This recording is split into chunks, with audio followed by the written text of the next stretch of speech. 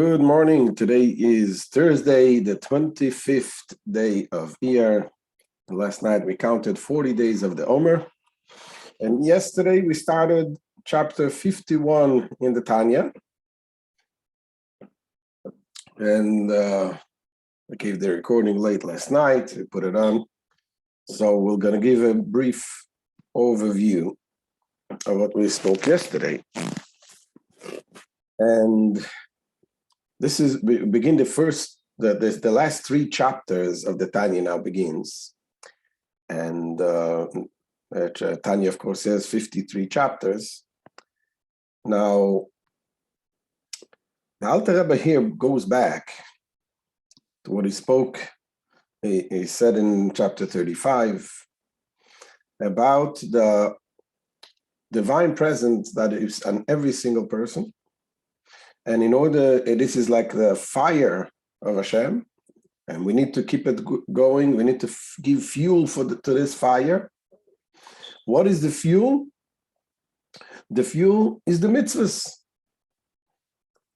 The mitzvah is the fuel that keeps the fire going. The body is the wick, Hashem, the fire, and we need that fire to be on us, and that is the fuel through the mitzvahs.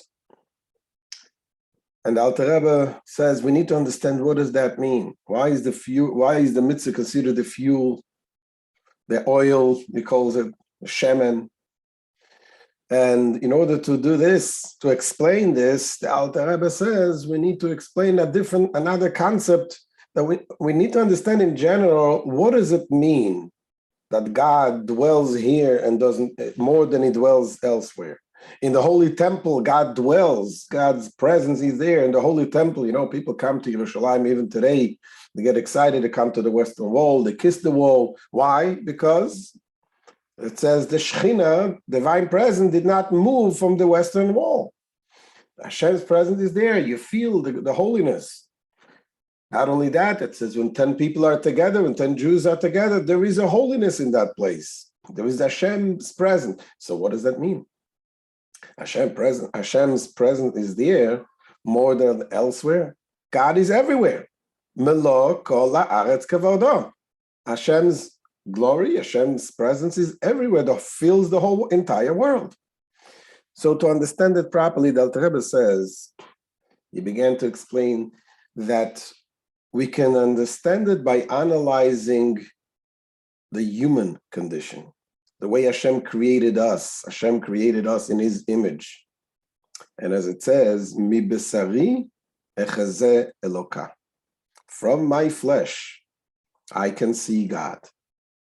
So when you think about the way the soul gives life and animates the body, we can appreciate a little bit of how Hashem animates the world. And it brings life to the world. So we explained yesterday that in the soul body connection, there is an interesting phenomenon. On the one hand, the soul is way beyond anything. It's indivisible. You cannot define the soul. The soul is spiritual. And it does not have the old complex definition that you have in the body. In the body, you have all defined abilities and powers and forces that you have. You're able to see with the eyes, you're able to speak with the mouth, you're able to walk with your feet. Where does this energy, the ability of seeing, where does it come from? It comes from the soul. But the soul itself is beyond definition. It's above. You cannot define that there is some power of sight in the soul. So there is a gap over here. There's something that you need to connect. From the one hand, the soul that is infinite and indivisible soul, and on the other hand, you have the body with all the organs of the body that obviously each organ uses a specific energy, a specific power from the soul. So the question is, at what point is this soul power become limited and defined to these different parts that the body has? And that the Alter Rebbe explained that, so basically, generally speaking, there are three stages. There are three stages, and that you have the soul, and you have, that's the top stage, that is totally indivisible, beyond definition. And you have the body, which all is its definitions.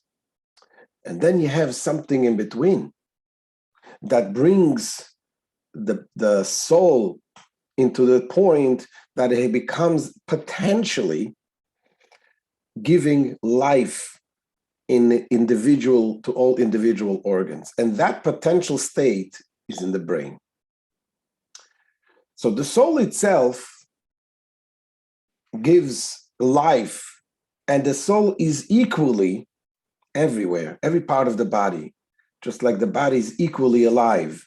Your brain is not more alive than the hair that grows from you or any part of you.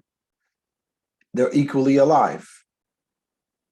But obviously, the brain has much more energy from the soul, and much more defined energy than you have in the nail, than you have in your fingertip and the toes. The brain is has much more. So this is where it comes. It comes in the middle stages, the brain that receives, and it plays two roles, the brain. And one role is the brain has its own abilities. And that is the ability of thinking, ability of understanding. This is number one, the brain receives everything, the energy from the soul. And then number two, the brain also has the ability, and this is like the hub, where you have all of the energies for all the entire body, which comes from the brain. That from the brain, then it goes the different specific energy to each and every part of the body. And within the brain, those energies are there in potential. This is called, in words of Hasidus, it's called the Chai Be'etzem. That is the essential life that it has in the brain. And that in potential, it gives this potential to each and every organ. So it's there in potential already. How does it connect soul with body? That we say every day in the blessing. We say this is wondrous. This is something we don't understand. It's mafli la'asot.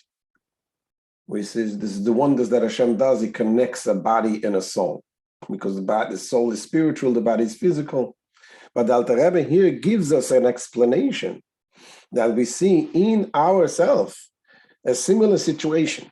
That the soul, on the one hand, the soul is equally in every part of the body. And every part of the body is equally alive with the soul. But in the same time, we have on the other end, that we have each organ and each part of the body receives a different type of energy. There's more in the brain than in the toe. The specific energy that each organ receives is different from one to another. And that what the Alter Rebbe begins to explain now. That similarly, we have when we're talking about Hashem, God, animating the world, you have these three stages. And here it talks about the first and the third. First stage is God, the essence of God, which is totally undefined, indivisible. You cannot bring it anything, define it in any way. And on the other hand, you have the very many details of worlds that God created, and his specific energy that animates the world is different in every level. Every level has a different form, a different type of energy. So let's see. We're going to see it inside. It's not very long today. We're going to look inside. says the Alter Rebbe.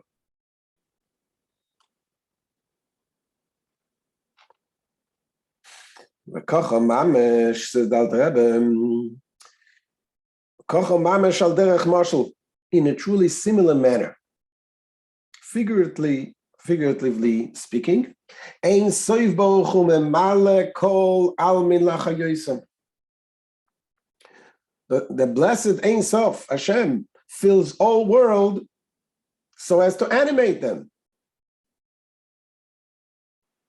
So he says there is a marked similarity between the soul pervading the body and Ein Sof permeating all the worlds. Just as in the analogy that we just explained, the soul is found within and suffuses the entire body in a parallel manner. The Ein Sof fills and is found in all worlds. It continues the Alter Rebbe, Ubechol oilam yesh bruim lein keitz vetachlis ribui revav v'in minim adreges neshamas kulu. Now he's talking about the third level, that in each and every world, in each world, there are creatures without limit or end. Myriads upon myriads of various grades of angels and souls and so on. And so to the abundance of worlds, without end or limit, one higher than the other and so on. So here we're talking about the third level, the level where the divine energy comes in, creates millions and billions of different creatures and different worlds and different angels and different souls. And now it goes back to the first step. The first step is the very essence of Hashem, the very essence of the Ein Sof, the endless light of Hashem. That is totally, completely indivisible, cannot be defined in any way, and so on. Says that Rebbe, ve'inei mahusoi ve'atzmusoi shel Ein Sof Baruch Hu shave ba'elyonim ve'tachtonim. Now, the core and essence of the blessed Ein Sof is the same in the higher and the lower worlds. Kimshal neshama niskalael, as in the example of the soul mentioned above, we just mentioned.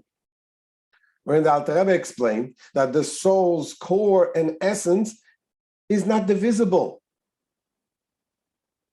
cannot be divided in any way. And thus, it cannot be said of it that it is found in the brain to a greater extent than it is found in the feet. The soul itself is found everywhere equally. Just like in the example.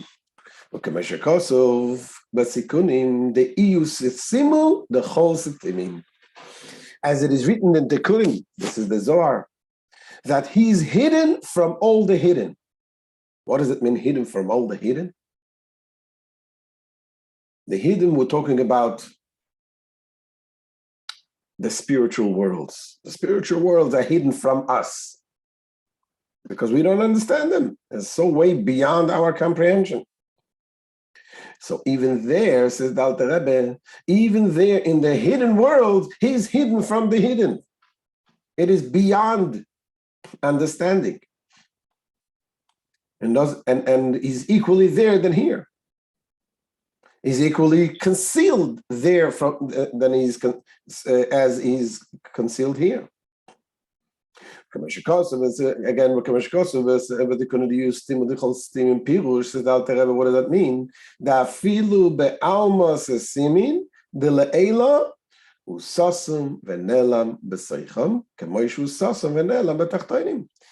This means to say that even in the higher hidden worlds, he is hidden and concealed within them, just as he is hidden and concealed in the lower worlds.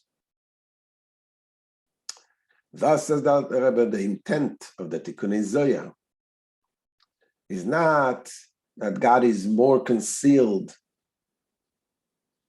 than are all other hidden things, but that he's concealed even from the hidden worlds. Why is this? The reason for this being, says the Alter Rebbe, kileis machshava tfisa biklal, because no thought can apprehend him at all. even in the higher worlds. Because God is equally concealed from all worlds, no distinction can be made between higher and lower. He defies the comprehension of the higher worlds to the same degree that he cannot be apprehended in the lower worlds. And Nimtza therefore comes out and we find and he's found, meaning with regard to where God is to be found, just as he is found here in the higher world, so is he found in the very lower worlds. So this is the beginning of the analogy that Alter Rebbe concludes over here. The idea that we understand when we focus, we try to understand our own body, our own soul, we can understand a little bit of what it means that Hashem is equally everywhere, that we're talking about the higher form, the soul, the essence of Hashem, which we call it the Sovev, the encompassing light of Hashem. Just like the soul animates the entire body equally, we're equally alive. You cannot be half alive, just like you cannot be half pregnant. But in the same time, there is also, Hashem is in each individual, just like each organ receives a specific energy that it needs. The same thing, Hashem is after the contraction and after being, as the Alter Rebbe is going to explain, in the brain in a greater degree. In potential, it brings the individual life and energy that each particular organ, each particular creature needs. So this is the end of today. Tomorrow, Bezrat Hashem. And thank you for joining. Any questions we can take now? Rabbi, can I speak to you after class, please? Yes, of course.